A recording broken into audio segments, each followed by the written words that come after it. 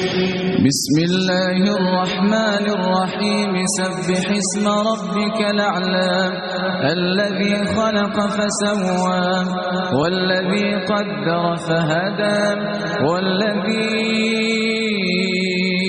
أخرج المرعى فجعله غثاء نحوا سنقرئك فلا تنسى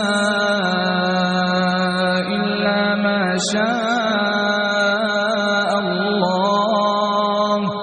إنه يعلم الجهر وما يخفى ونيسرك لليسرى فذكر النفعة الذكرى سيذكر من يخشى ويتجنبها الأشقى الذي يصلى النار الكبرى